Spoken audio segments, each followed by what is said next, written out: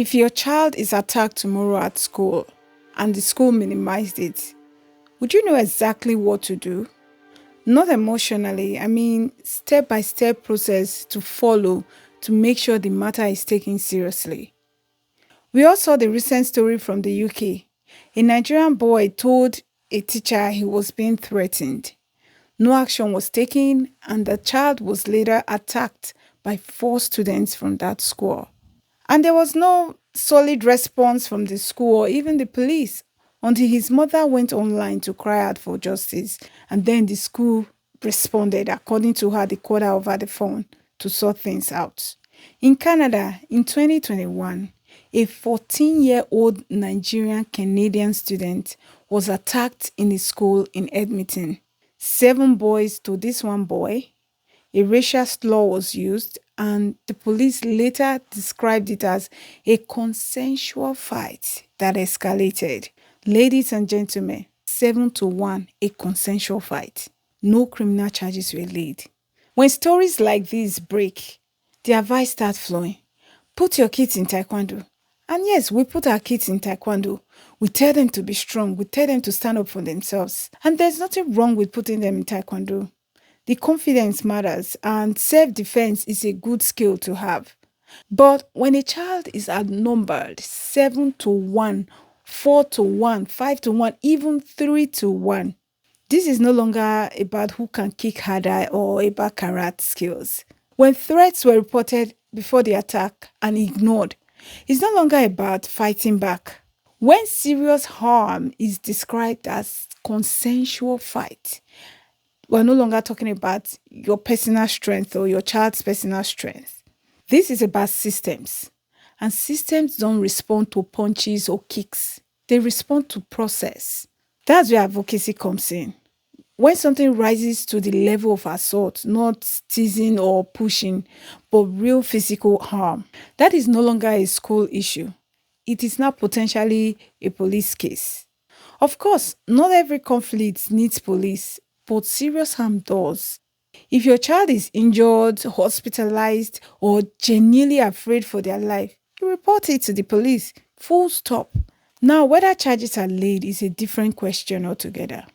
And because the children involved are minors complicate things. But if you are beaten up by minors, the seriousness of the harm does not disappear because they've not turned 18. You still hurt, you still bleed, you still feel it, that you were beaten. And this is where many parents feel stuck.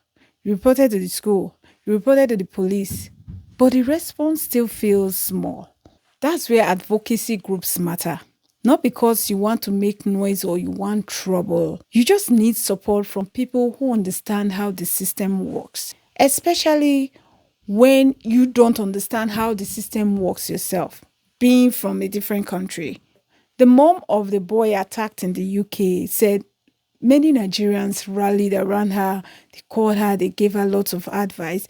And that's what we're talking about. Because in moments like that, you can feel alone. But having that community support, people reaching out to her, telling her things she might not have known, boosted her up. You would see the second video she made. She looked like a heavy weight has shifted because of that community support. In the Edmonton case I talked about earlier, groups like Parents of Black Children and Black Teachers of Alberta stepped in. They did not just sympathize with the family. They understood the policy. They challenged how the incident was being described by the police. Consensual altercation, 7-1 consensual fights. They pushed for proper review and they mounted pressure to make sure that something serious wasn't treated as a minor issue. For many of us raising children outside our countries, we're learning systems we didn't grow up in. Yes, we are fully capable of standing up for our children, but we don't live inside the education policy every day. We weren't brought up in it, so we don't automatically know the right language to use in situations. We may not even know the next level to escalate to. And that's where advocacy groups matter. Not because immigrant parents are weak, but we just need the leverage that these advocacy groups provide. And this is what matters more than the talk of putting them in taekwondo or self-defense class, because even the attackers may also be attending taekwondo or self-defense. They may even be better fighters. You see, when these things happen, what the school is thinking about first is liability.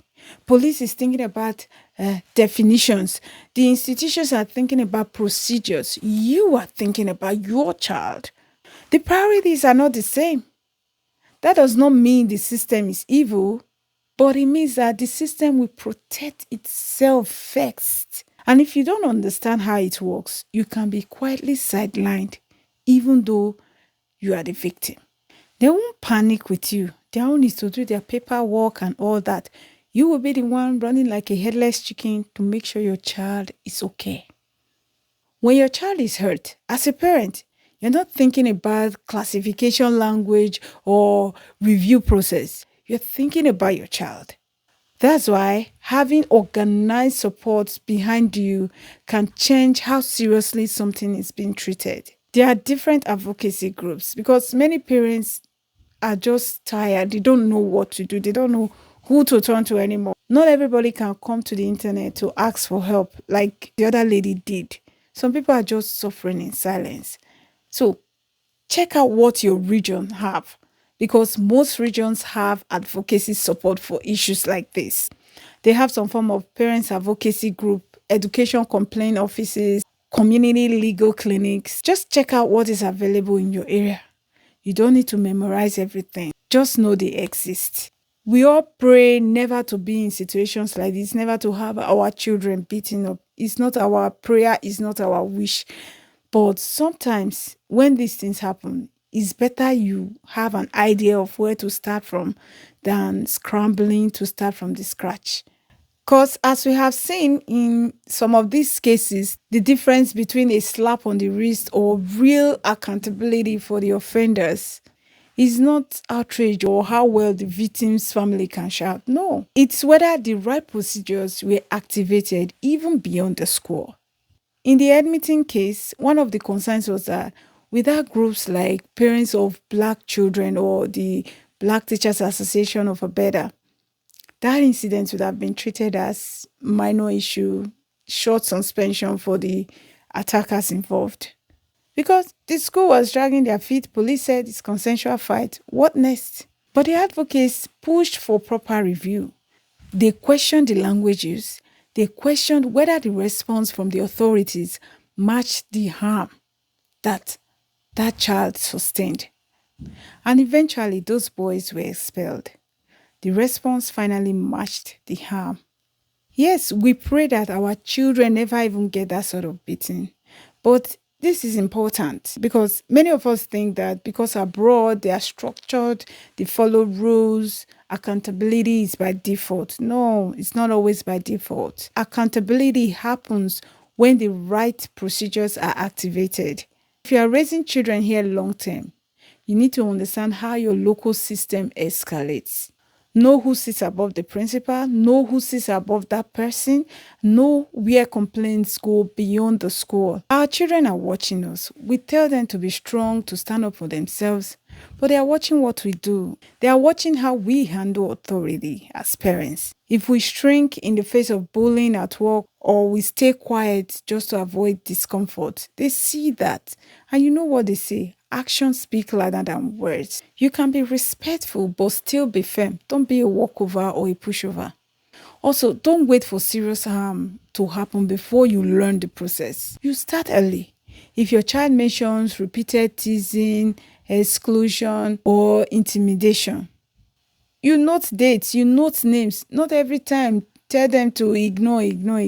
No, you take it up. If you speak with a teacher, follow up in writing just to keep a paper trail. Nothing much, just a simple email. I want to make you aware of something my child mentioned. That's it.